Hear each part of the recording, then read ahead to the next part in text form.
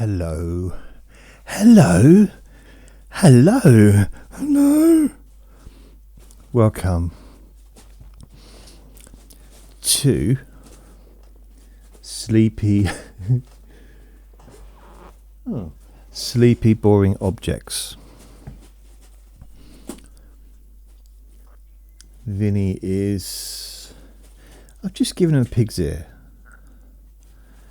And for some reason, he's decided to eat the bag. I've no idea why that is. So the bag that it came in is what he's more interested in than the actual treat itself.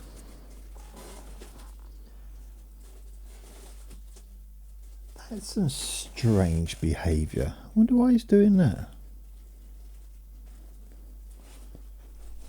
It's an empty bag. You know, like empty. Like with nout in it. Now in it. Very strange behaviour. I got him a ball today. Where is it? It's like a little football, but it's squashy. It's got a little squeaky toy inside, so it squeaks. I guess that's kind of obvious, isn't it? It squeaks. So it squeaks, and it's got a. He seems to like it, and I can play football with him, because with a normal football, he can't bite it. With this, he can because it's soft. It keeps its shape, but it's soft, a bit like my belly and my brain. Very soft. So I'm going to do a Sleepy Boring Objects. And I'm trying to think of something that I've not talked about before. So if I have talked about this before in the Sleepy Boring Objects podcast, then I'm talking about it again, basically. What I could do is open up the laptop and see. I can check. Sometimes when you open a laptop near a microphone, it causes it to go a little bit staticky, you know, but that's why before I start recording, I have the laptop already open so I can hear whether there's any static or not. Only listen when you can safely close your eyes. So yeah, I've got 35 recordings. The last one, can you believe, was the 7th of March 2023. A lot's happened since then. So that was karate, number 35. So I'll go through the ones I've done, and then I'll try and find one I haven't done. So number 1 was rain, then hair, bricks, big pink piggy, big pink pig, big, I can't even say it. I wrote this. Big pink pig, piggy bank. You can understand why it's hard to say. Big pink pig piggy bank. Printers. 6 was cameras. 7 was plugs. Pizza. Number 8. 9 swimming pools. 10 was cheese. Hitchhiking was 11. 12 was ovens. 13 was books. Goldfish. Microphones. Mops. Number 16. I've been told that was a good one, so it might be worth checking it out. 17 wallpaper. 18 train spotters. 19 games. Beds, hats, jobs, baths, wooden benches. I talked for 42.5 minutes on wooden benches. Who knows? Belgium, I talked for 55 minutes on that one. Shoes, punch bags, glasses, boxing, NLP, airports, doggies, paints, doggies, painting, baked beans, and karate. Wonder which one's the longest. I reckon the first one's the longest, and then it got shorter after that. Nope, that's wrong. They're all around the 30 to 40 minute mark, roughly. There's no super long. Oh, there is. Belgium's the longest one, 54 minutes and 41 seconds. Yeah, that's the longest one. Because I was just saying so many nice things about Belgium, probably. So I'm just trying to think, what can I talk about that I've not talked about before? Have I talked about the chip shop? Oh, yes, probably thousands of times, but I've not talked about it in this, have I? Unless I have and I've just missed it. So, how about I talk about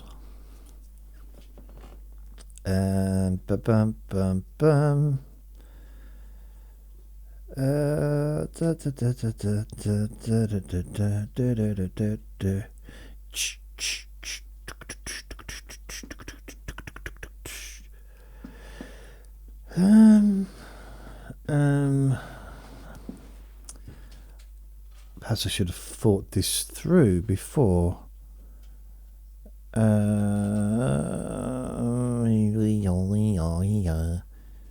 don't know.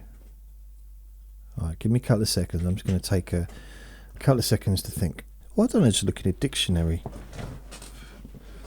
That might be a way. Or a thesaurus. Have I got a thesaurus somewhere? Sure I have. I thought I saw it somewhere. I saw the thesaurus. Who is it? Dictionary. I got a dictionary. Dictionary. A Ripper Guide to Aussie English. Okay. So that's probably not the right one. I'm sure I had a thesaurus. I used to have a thesaurus. I just don't know where it is now. Ah well. I'm looking at my book collection, see if there's something, but that's... I've talked about working in pubs. I want to find a silly subject. Bum ba-dum bum bum. Shall I tell you about my nan? Shall I tell you about my nan, shall I? I mean, my nan.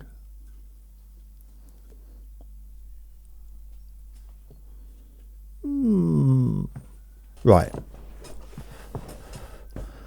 I'm going to talk about my nan. My nanny Newland. So, I have talked about her loads of times in my Let Me Bore You to Sleep podcast over the years, over the last... How many years is it? 6 years I've been doing that podcast? 2018 till now. It was March 2018. So, yes, over 6 years now. So, I did 1099 today. My 1099th. Can you make a bit more noise, please? Thanks. Wow, it's really noisy.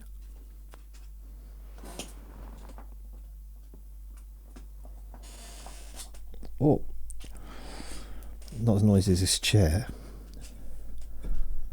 So, just move that plate over the way.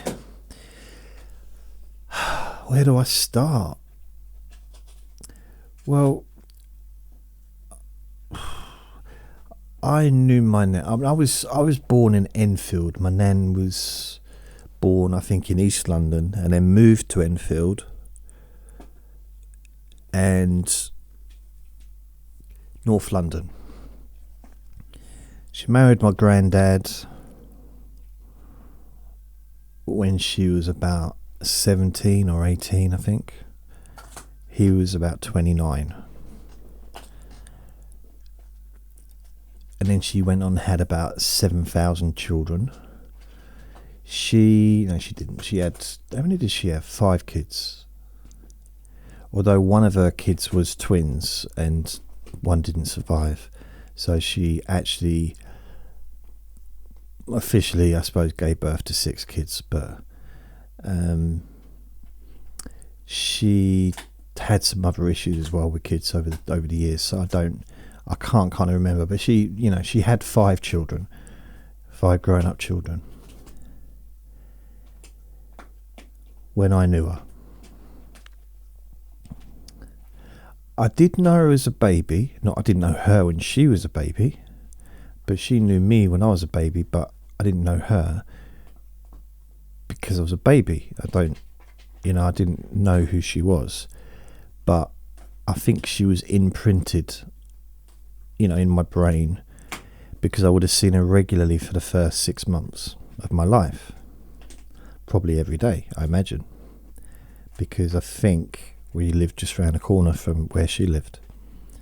My dad, my mum, and my 2 brothers, because when I was born I had 2 brothers and they were both older than me, I think. Yeah, they were. And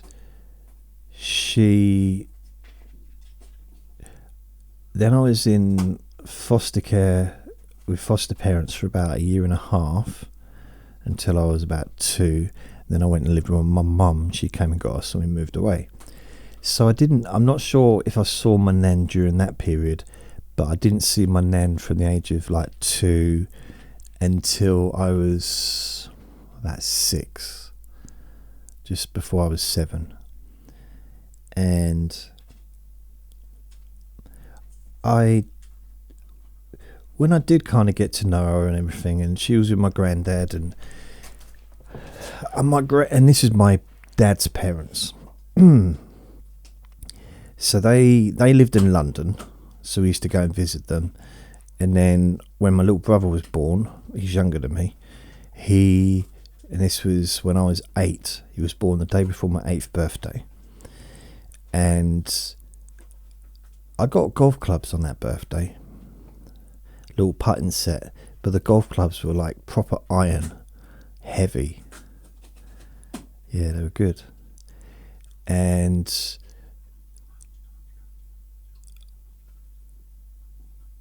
yeah, I think my little brother being born ruined everything, really. Without being too dramatic, he did pretty much. It was, the family was, the house wasn't really big enough for all of us anyway, so I guess we would have had to have moved, because it was a 3-bedroom house, 1 little box room that I lived in, the other bedroom that my 2 brothers lived in bunk beds, and then the parents' room. But the reality is, I suppose my oldest brother could have gone into the smaller room and I could have gone into we could have stayed in bunk beds probably right till the age of 16, I guess, or moved to do different beds either side of the room. But that possibly wouldn't have worked, I don't know.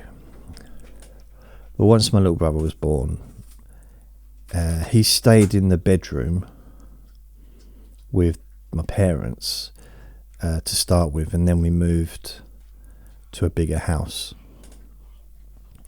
and it all went kind of pear-shaped after that. But the only house I was ever happy in was the one, the little one, where I had my own little room and stuff. I liked that house. It was a new council build, and when we moved in there, it was still houses being built around us. I loved it. I did. It was brilliant. I loved being there. I was at a school called Corston, and I'd moved around a lot. This was my 2nd junior school within about, within about 6 months, because I'd moved there. We were living in this house and we had to get out of that house. So I moved to the different side of the town, so I went to a different school. So I'd already left those friends. I'd already left the friends from Southend, kids I lived with. So it was kind of trying to get used to being somewhere new.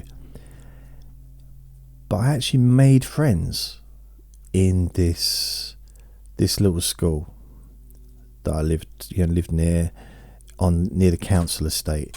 I had 2 best friends that were in the same road as me, Andrew and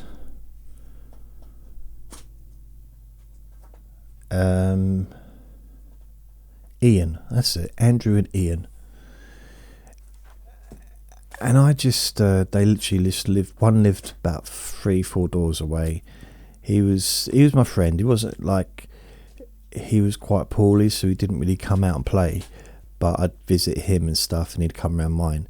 And then Ian, who lived literally just round the corner, wouldn't have been more than a couple of minutes walk. We used to go out and play, and and I would play with the other kids around the area. And it was the first time in my life that I was living a normal life, like the most normal I'd ever had it. And I liked it. You know, I loved having my own room. I mean, for me, I was only 7, and I was tiny, and even though it was a small room, it was big enough for me. It was plenty big enough for me. And I had a picture of Bruce Lee on the wall for some reason. I didn't mind, and that kind of, in a way, that affected my whole life, because I kind of moved in towards martial arts as I got older. You wouldn't think of it when if you looked at my belly. He couldn't kick anything. He couldn't even kick a ball. True. So, I used to be able to. Oh, yes. I used to be able to do lots of things. I used to be able to do the splits. I wouldn't even attempt that. Even think about that would send me into hospital. Thinking about doing that. Oh. So we were living in that house. My nan and granddad, when we moved, because we had to move out because my little brother basically he needed a room. There was enough. If someone needed a room, you can't put a little baby in with a room with like another kid. But you could, but there was no space, basically. So we moved out, and my nan and granddad moved into that house from London. They moved over, and they moved in there. So I kept in contact with that house. This should be about the house, really, shouldn't it? But I loved that house. So we were still going in and out of that house all the way up till about 2011, maybe. So from 1977 to 2011, how many years is that? 87, 97, 2007, so it's 35 years. And the neighbours, still the same neighbours all that time. So either side, I think, as well. So my nan lived there. My granddad passed away in 91. So she lived there on her own until she moved into a residential, it wasn't a home, but it was sheltered accommodation. She moved into sheltered accommodation after she broke her hip. So that was, I lose track when it was. It was around the 2011. Might have been earlier, might have been a little bit later. But she was there for quite a while. Yeah, she was definitely there for quite a while. So it might have been late 2000s. It might have been, possibly. I'm not sure. Anyway, either way, she moved out, and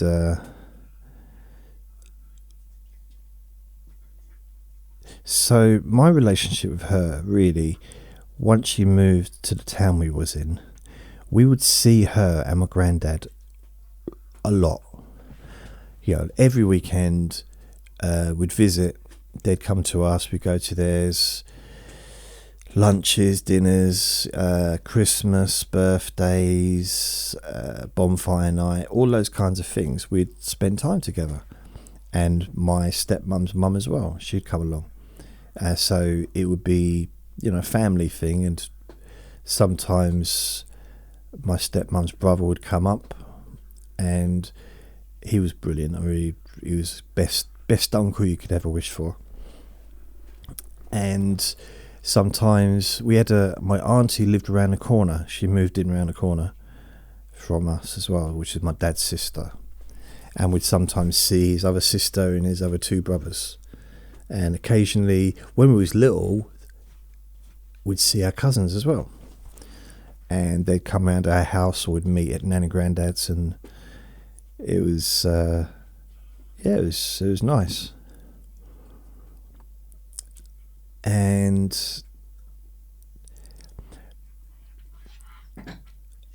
for me, I was a mummy's boy. Even though she was my stepmum, I was definitely a mummy's boy, because that's what I kind of craved, I guess, to have a mum. So I wasn't necessarily hugely close to my nan at this time. I was and I wasn't, I saw her regularly, but I don't think I really got to know her as a person until I was kind of about 17. And that's when I was 16, 17. That's when I kind of, late teens, that's when I kind of got to, I loved her and she loved me and all that stuff. And I used to see her regularly anyway. She always used to pop and see me in the chip shop and wave to me through the window and invite me around for dinner and things, because she knew I was living on my own. But it was really as I got older that our bond became really strong. So from my 20s, my 30s, I say, and my 40s, because she passed away when I was 39. No, she passed away when I was 43. Wow, 43. Really? Yeah. So it's 9 years. No. I don't know. Yeah, so it was quite a while ago. She passed away when I was 44. Not 43, 44. Anyway, during that period, even before I moved to London, I used to go to church with her. On Sundays sometimes. I'd go to midnight mass with her, because she was a Catholic. And because I'd been living in a Catholic nuns children's home, run by Catholic nuns, so I was a Catholic as well, had a church in a garden, all that stuff. So I think that was just coincidental. But I wasn't really into the church so much, but I was into being around her and just making sure she got home safe. And it was nice. It was nice I didn't necessarily really know what was going on around me, because it'd been years. I mean, I don't think I knew what was going on around me when I was a kid, being in church. I was like 4, 5, 6 or whatever. It's like, I'm not really sure what's going on. I know there's a lot of candles. I used to like snuffing the candles out if they let me. These big, long, really long sticks with like a little bell on top, and you just place it so the bell went over the top of the candle and put it out. Now, how they lit the candles, I don't remember. Probably equivalent with a little light at the top. But I was allowed to put them out sometimes, and I'm not sure. I just imagine myself sitting on the shoulders of one of the nuns, but that probably didn't happen. Maybe during a wrestling match or something. But anyway, I quite liked that. It was nice putting the lights out. Didn't get to do it in my nan's church. And so I used to visit her very regularly. There was a little period of time when I was in London where I didn't visit her so often. But generally, I'd always come back at Christmas, always come back holidays, try and get back, a few weekends a year to see her, see how she's doing. And then when I moved back to the area in 2001, I'd see her very regularly. Like at least once a week I'd come, because I wasn't in the town, but I lived in the next town. And I remember once I was going to move. I was going to move to her town where she lived. And then I changed my mind, and she was really upset. Seriously, because I suppose she just thought she'd see me more often, which she would have done, I guess. But it just didn't turn out it didn't turn out right, you know. It was a financial issue. I just couldn't afford to. I found somewhere, but I couldn't really afford to live there, because it would have been, I think I just started university, and for one thing, I'd be moving further away from college, and secondly, not really having an income. It just wouldn't have worked. And I had the offer of a part-time job in the town I was living in, like closer to the college, so it kind of made sense to live there. Yeah, so she was lovely. She's always, I remember she's always like, oh, do you want a cup of tea? And I say, well, should we wait till we get home? And she said, no, we have a cup of tea out. I said, oh, you brought a flask. I said, no, we're going to the tea shop. And we'd go to the church, then we'd go and have a cup of tea. And she used to clean the church. She used to help out with the church as well. But we'd go and have a cup of tea and some scones or some tea cakes or something. So that was nice. And we'd walk home. Didn't really get the bus. There's no point. It was only like a half-hour walk. And she would always have like, she could produce a sandwich in like a magic trick. Do you want a sandwich? And then I say, yeah, and suddenly it'd just be there on a plate. What was funny sometimes is she said, oh, do you want a sandwich? I said, yeah. She said, oh, good, because I need to get rid of the bread because it's going mouldy. I was like, really? And it wasn't. It was just out of date. It was, you know, she needed to get rid of it, but it wasn't mouldy. But just the way she said, oh, it's before it goes mouldy. And one of her things was, I think, cheese with pickle or mustard, and a nice cup of tea and some rock cakes. That's one of the things I remember most about my nan, is her rock cakes. And she used to make these cakes, and they were just amazing.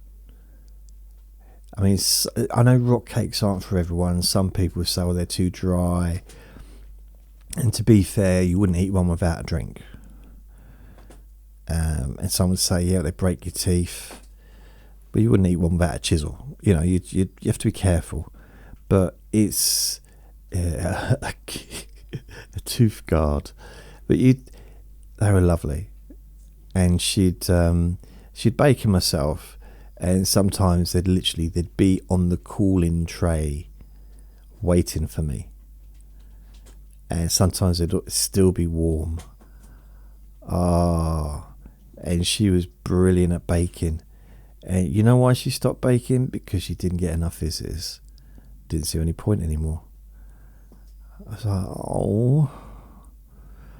Because, you know, all her family kind of unfortunately passed away, pretty much, like her own kind of mum, her own sisters and brothers and stuff, and her best friend, and she didn't have the visitors she used to. And I said, well, make them for me. And she said, no. I said, why not? She said, I don't want to. I said, please. She said, no. I said, I'll be your best friend. She said, I don't want a friend like you. Oh, that's a bit rude. You're rude. Can I have please make some rock cakes. And I think I talked her into making some if I helped her do it.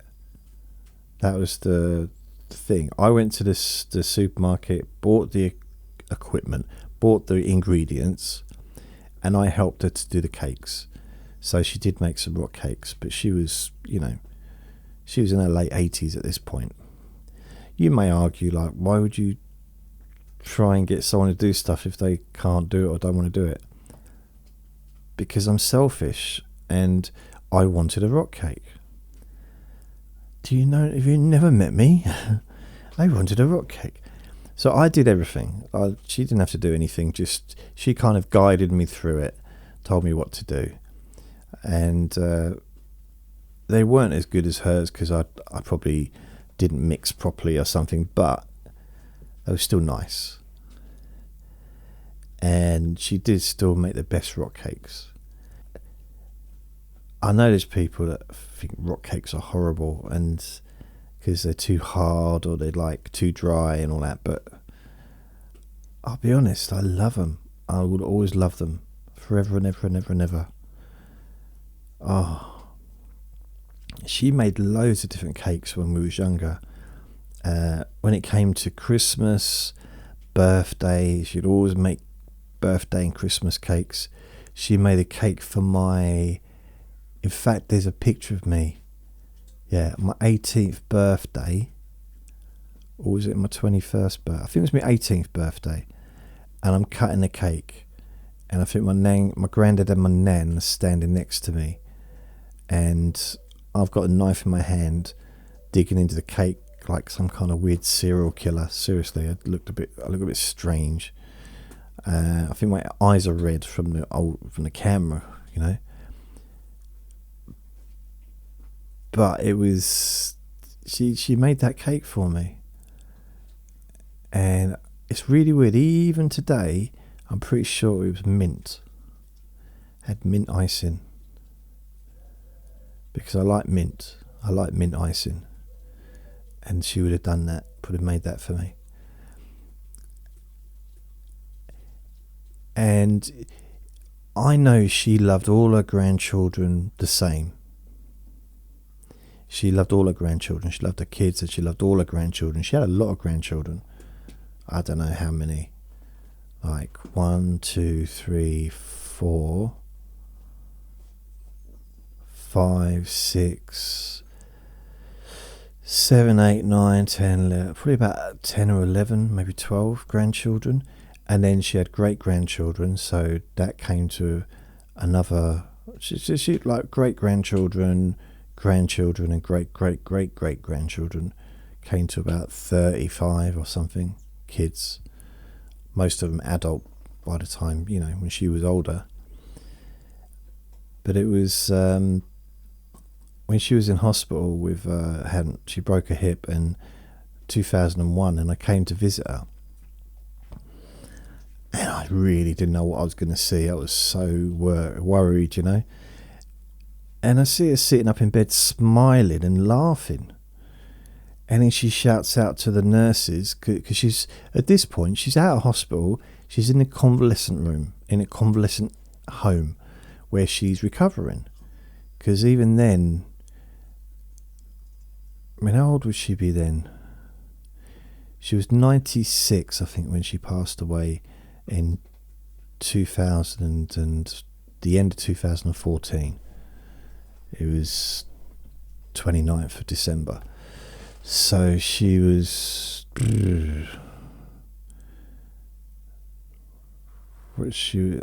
96.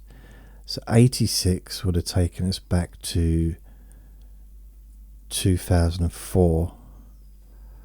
So yeah, she was like 84,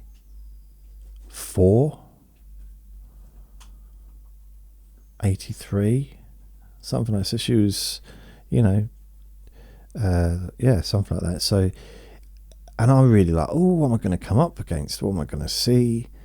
What am I going to... And she was just laughing, and she shouted to the nurses, hey, it's my favourite grandchild. Or she might have said grandson, but I think she said grandchild, because I think I'm my favourite of all. And I was like, wow, never heard her say that before. Admittedly, it could have been the morphine she was on, but you know, I like to think it was more than that. And ironically, this is very ironic, or very unlikely situation. In the bed next to her was my friend's mum, And not just my friend, but someone I used to date, my ex-girlfriend.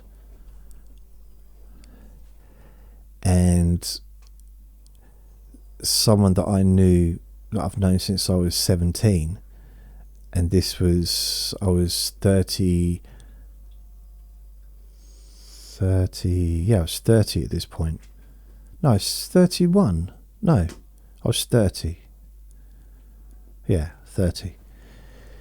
So I'd known her, but it's not that long, is it really? It's only 13 years. Just seems like a long time. It is now. Got to add on another 24 years. 23 years. So, but her mum was there. It's like, wow. And her kids. So I remember I visited her mum in hospital a few years later, and my friend who I used to date is very inappropriate at times, which I am as well, but her kids were being quite noisy, and she shouted out, because her mum had a private room. She had, I don't know why, but she had a private room anyway, but she shouted out at the kids that were in the doorway. They had the door open. She shouted out, "You got to keep quiet. There's people next door dying." I thought, what? I mean, it was wrong, but I just found it hilarious because it's just the wrong thing to say. Like, absolutely the wrong thing. You just, there's no questioning that one. It was like, wow. Anyway, she, when I saw her there, my nan, in the place where she was going to have to get out, where she was recovering mother, I decided there and then that I had to come and move back to the area to see her more, because I hadn't seen her for a while, and because she's the closest relative that I've had since I was 15, since my stepmom, the first stepmom, left. I kind of bonded with her, and quite a very, yeah, I guess she was she was my nan. I never thought of her as a mother figure, but I suppose in a way she was kind of as well. But I did, she was my nan. Well, anyway,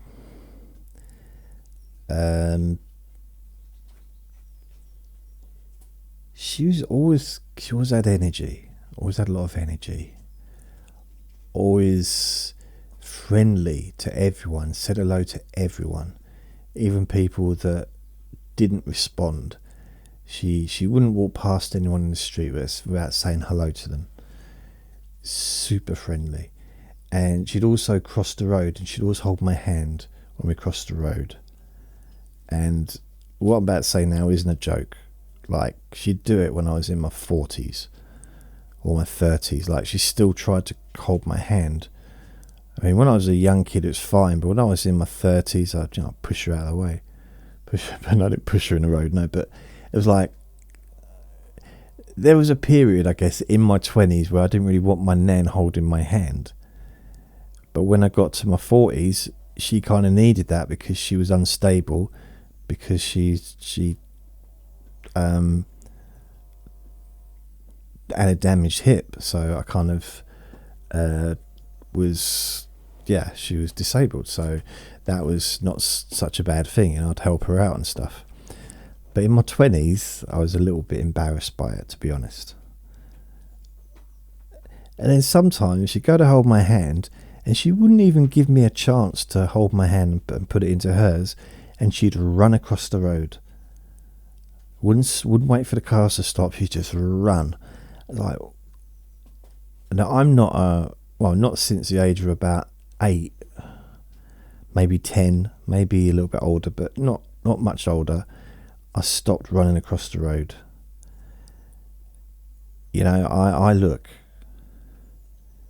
I look and listen. I check, because it just seems the most obvious thing to do. But she just run. And luckily, you know, nothing ever happened. But I would tell her off, say, look, you can't do that. I said, just hold my hand.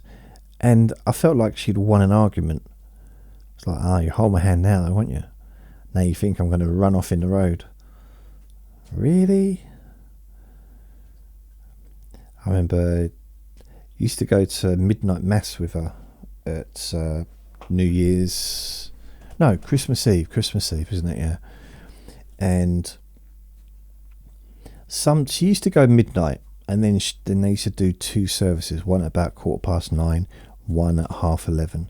So people that couldn't get there to the late one would go a little bit earlier. It's more for the more elderly and maybe the younger kids and stuff. So I think as she got older, she'd start going to the earlier one. And I think 2004 was the last time I stayed with her at Christmas.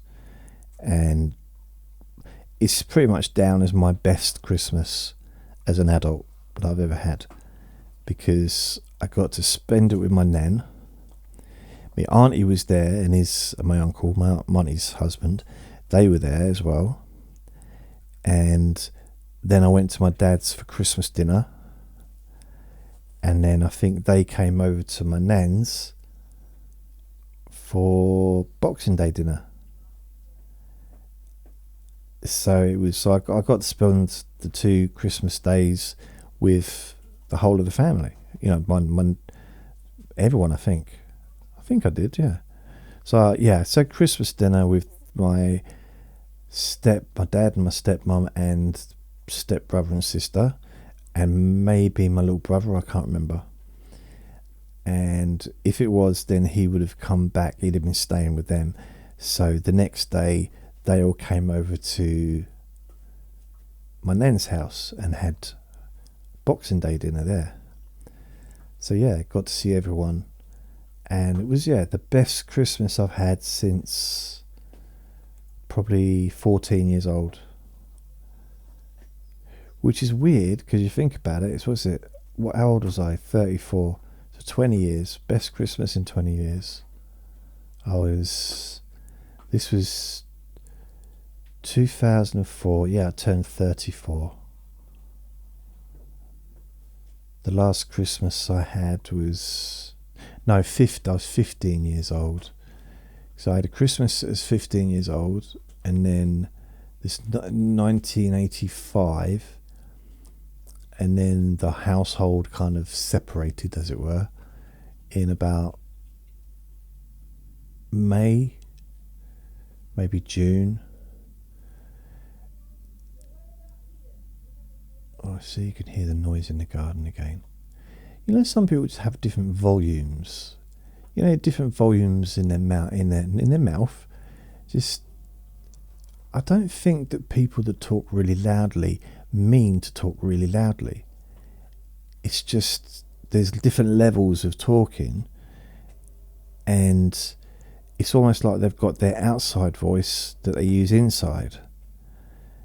And when they're outside, they're using their distant voice, you know, where they're trying to get someone's attention that's maybe 300 yards away. And then when they're trying to get someone's distance at 300 yards away, they're using their helicopter voice. So when they're in a helicopter, it's literally shouting, but not realising they're shouting. I think that's what some of the people downstairs, like in the garden, do. They don't know that they're talking really, really loudly. And maybe I do the same thing and I don't realise it. Maybe I talk too quietly. Do you ever get that where you say to someone says something and they mumble? And it might just be part of what they said. So you go on holiday, where are you going? I'm going to the Isle of... Huh? What would you say? So, guaranteed they'll say exactly the same. I'm going to the Isle of... What, you going where? I'm going to the Isle of... And just always repeat it exactly the same. I say always, but maybe not always. And someone that speaks really quietly. What? I said, and you think, and I don't know if it's really what you want to do. And maybe big boobs. What? And they repeat exactly the same. I can't hear you talking too low. Oh, is that any better? Can you hear me now? Is that better? Well, it is louder, but it's not really much louder. It's very different. What about now? Is that a little bit better now? Is it? Can you hear me now? Well, yeah, I can kind of make out a bit more of what you're saying. Yeah. What about now? Is that louder? Is it? No, it's not louder. It's just more clear. Well, isn't that what you want from communication, for it to be clear? What? Is that what you want from communication to be clear? What? Is that not what you want for communication to be clear? Yes. That's what I thought you like, because that's what they do.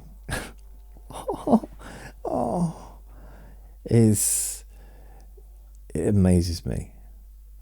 Humans. But anyway, my nan, very devout Catholic, had a picture of the Pope on her side and has rosary beads, and she's regardless of what people think of different religions, it's not about that, it's not what I'm talking about, but she was such a kind and loving person. Sometimes I'd walk in, I'd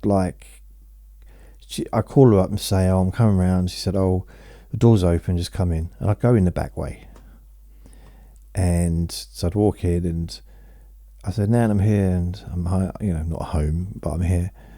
I'm in the living room, she'd say, 'cause that's what she sounded like. I'm in the living room, grandson. And I say, Nan, you sound a bit croaky. You sound croaky? What do you mean croaky? You come into my house and start insulting how I sound. I said, what? I said, you come into my house and start insulting how I sound. Sorry, I'll shut up.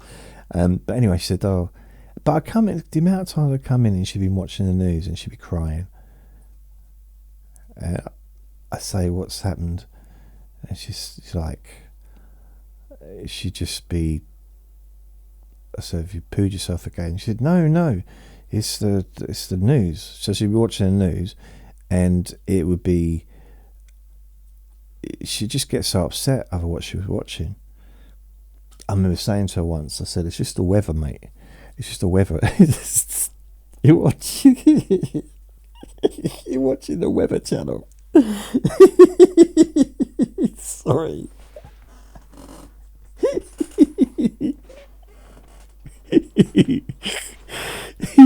It's the news, it's the Cartoon Network, man. You're on the Cartoon Channel. Why are you crying? I thought it was the news. No. Oh, what am I? So childish. No, none of that happened. But she used to get, she's so compassionate. And you know what? When she passed away, my dad had to cancel her direct debits. And she had about 25 direct debits to different charities. She couldn't say no to anyone. Like when they knocked on the door, they phoned up and said, "Oh, can you pay, whatever for Donkey Sanctuary or for Samaritans or whatever it might be, all worthwhile causes," and she just couldn't say no. And they had to cancel so many because and the weird thing, right? She broke her hip twice. The second time was when she was much older, but the first time when she was like early 80s, and she basically her insurance, her accident insurance, had run out about 3 months earlier, and she'd been paying into that since the Second World War. Literally, she had accident insurance for the whole family, I think, and she had it all the way through the end of the 40s, the 50s, the 60s, the 70s, the 80s, the 90s. Seriously, forever and ever and ever, she had this policy, and it basically ran out before she did. You know, because she lived too long, and there was no payout. It was a case of if something had happened to her, she'd have been paid out, but it actually ran out. I think the person that sold it to her had been dead for about 20 years, and then she had the accident and she couldn't claim because the policy, I'm not sure if it ran out or she just stopped it because she thought, well, I've been paying into this for 112 years, what's the point? And then she has that accident. Weird. And part of that was made up, but some of it was true. But yeah, so my nan, I don't know why I'm thinking about her today, I don't know. Probably because I'm just trying to think of a subject to talk about, and she was a good subject to talk about because she was my nan. And what's weird is my friend downstairs who passed away, his nan looked, they could have been sisters, his nan and my nan, both Irish, both looked very similar. Same glasses, same kind of facial structure, same body build. They weren't bodybuilders, I'm saying they were the same kind of body type, quite slim. And it was, yeah, it's very strange. But it was, she was a huge fan of Strictly Come Dancing. Huge, that was her favourite programme ever. And she'd watch it religiously. I mean, I don't mean like, she wouldn't be kneeling down or anything, but she'd watch it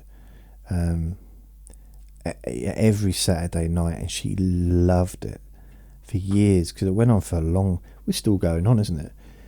I remember her watching it in 2004. It's now 2093, and I think the show's still on. I've never watched it. Well, I have watched it, but I don't. It's not something I want to watch. I've never really been to. Although there's Buitsi or I forget their names. One of the dancers who I could watch dance literally all day long. But anyway, there was a program that me and my nan used to watch together on a Friday called Deal or No Deal. So yeah, we used to watch that with Noel Edmonds in the UK, because I know it was on all over the world, but this was back in the throughout the 2000s, and I used to go around on a Friday, I think it was a Friday, and used to watch it. And she'd always like, my dad would phone up just near the end of it, and we didn't get to see the end, the most important part, you know, when you find out what's in the box. And I'd say to my nan, look, you know, I said to my dad, like, I'll call you back, we're in the middle of watching the show. And my nan would say, no, you got to put family before television. I said, yeah, but this is important. And she said, yeah, so's your dad. I said, no, but it's not that, it's just, what's the point in spending 50 minutes watching something and then missing the important part? It defeats the object of watching it. And this is our thing. Well, I found out after a long time of doing this that she was phoning him. Literally, I'd go to the toilet during one of the breaks of Deal or No Deal, and I heard her on the phone. Hey, Jason's dad. It's Jason's grandmother. Your mum. Yeah, can you? Yeah, Jason's here. He's doing a poo, but he's here now. Do you want to phone back? It may give it, I don't know, a few minutes. I can smell it, so I think it's just got a wipe now. Yeah, can you do that? Good, yeah, cool. And then I thought, wow, how often has she done that? And normally, the only reason I heard that because I left the bathroom door open. Normally I'll close it, but I thought, when you know it's going to be a smelly one, and you need air, you need some airflow. I kind of knew it was one of them, so I had to. And it wasn't a bathroom, it was a toilet, and it was quite a small toilet as well. So okay when I was 7, but not so much when I was 37. And I think it was winter, so the window wasn't open, so I had to open the door and try and kind of put it open and back and forth, to let a bit of air in, or to let some of the smell out, really, I suppose. And I heard my nan in action. I thought, oh, okay, this is what she's been doing for years. So when the phone rang, I said to my nan, don't answer it. We can call it back. And she chucked a rock cake at me, which it served two purposes. First of all, it was like being hit from a brick, which was what she wanted. But then I got something to eat, which was lovely. So yeah, it's all good. Bit of a violent way to end the recording, though, isn't it? So your nan chucked a cake at you. Nah, she didn't. I don't know if she ever chucked anything at me other than love. So yeah, it was. That's the story of my nan. It wasn't very precise, really, was it? It wasn't full of information or anything, but that was, ultimately, that was my nan. Yeah. Wow. Yeah. I don't know, there's so much about her that I think that I do remember her, and some things are just, I guess, personal, and I don't want to talk about, or maybe not even ready to talk about, even though it'll be 10 years this Christmas that she's gone. But it's weird, very strange.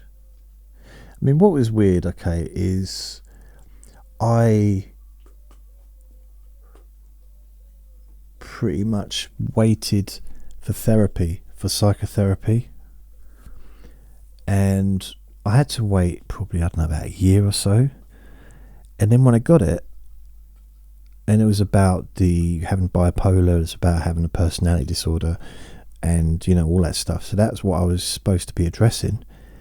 And then my nan goes and passes away, and I end up spending probably the first 6 months, if not longer, talking about my nan. So I did use it as bereavement counselling, which it's not what it should have been. And I was seeing a professional psychologist. God,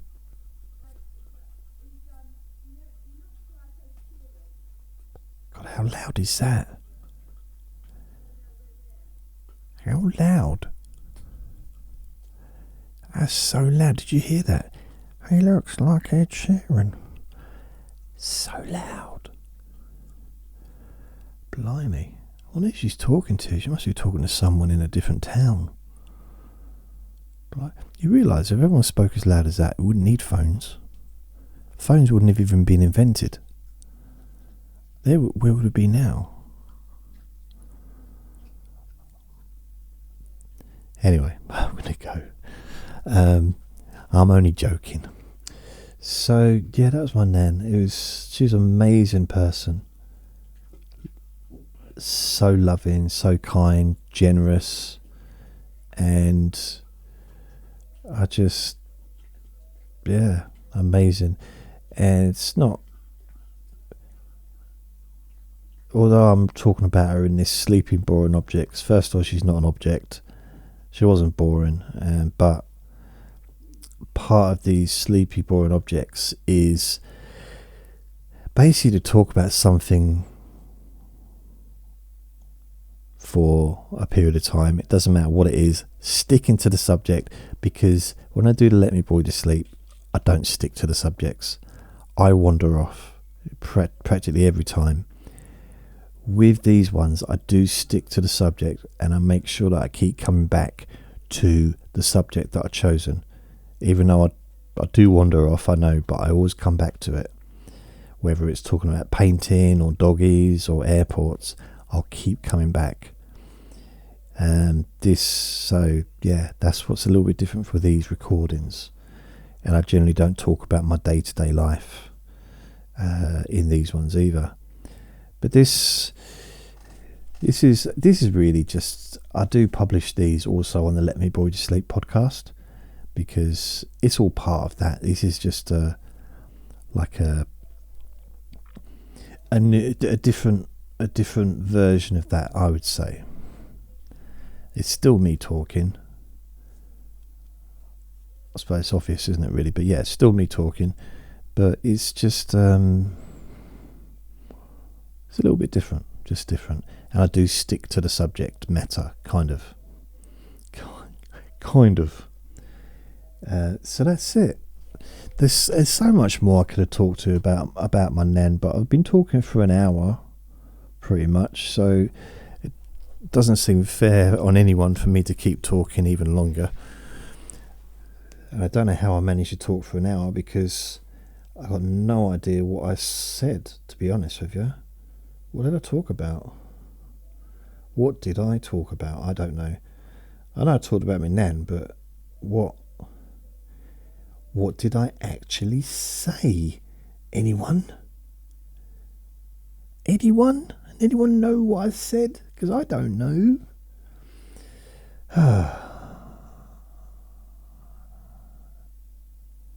Right, I'm going to go. So remember to be kind to yourself, because you do deserve to be happy. Be gentle with yourself. And before I go, if you have a subject or an object that you would like me to discuss on this Sleepy Boring Objects, then please let me know. My email address is jasonnewland@hotmail.co.uk, or ideally, if you just go to my podcast, my Facebook page, and just join my private Facebook page, which is Jason Newland's Boring Group. Join there. It's a private group, but you'll get to join easy enough. You just add, and you'll be added, and then that will be.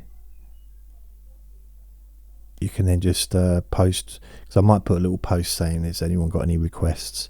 You can just add your subject or your object on there. And even if I know nothing about the subject, I'll still talk about it, which I have done most things. Not knowing about something is not it doesn't stop me. If you've listened to any of my stuff, you'll realise I don't know very much about anything. I just blag it. I make it up as I go along. So ask any of my girlfriends, they'll tell you. Any of my previous girlfriends, I'm not a gigolo. So, thank you very much for listening, and goodbye. Lots of love. Mwah, mwah, mwah, mwah, mwah. Mwah, mwah, mwah, mwah.